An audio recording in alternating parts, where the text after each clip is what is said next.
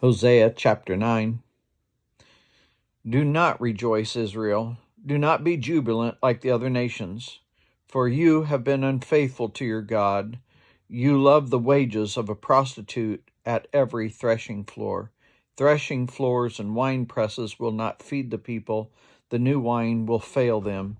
They will not remain in the Lord's land. Ephraim will return to Egypt and eat unclean food in Assyria. They will not pour out wine offerings to the Lord, nor will their sacrifices please him. Such sacrifices will be to him like the bread of mourners.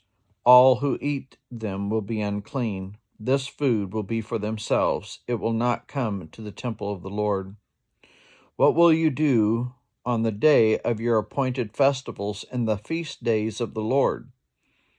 Even if they escape from destruction, Egypt will gather them, and Memphis will bury them. Their treasures of silver will be taken over by briars, and thorns will overrun their tents. The days of punishment are coming. The days of reckoning are at hand. Let Israel know this. Because your sins are so many and your hostilities so great, the prophet is considered a fool, an inspired person a maniac. The prophet, along with my God, is the watchman over Ephraim, yet snares await him in all his paths, and hostility in the house of his God. They have sunk into corruption, as in the days of Gibeah. God will remember their wickedness and punish them for their sins. When I found Israel, it was like finding grapes in the desert. I saw your ancestors. It was like seeing early fruit on the fig tree. But when they came to Baal Peor, they consecrated themselves to that shameful idol and became as vile as the thing they loved. Ephraim's glory will fly away like a bird. No birth, no pregnancy, no conception. Even if they bear children, even if they rear children, they will bereave them of everyone. Woe to them when I turn away from them.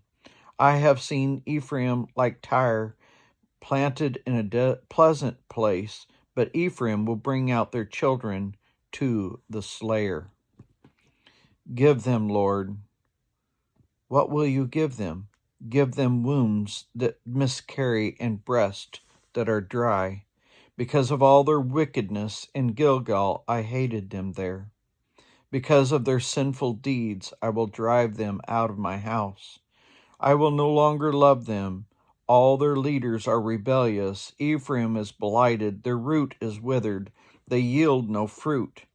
Even if they bear children, I will slay their cherished offspring. My God will reject them because they have not obeyed him. They will be wanderers among the nations.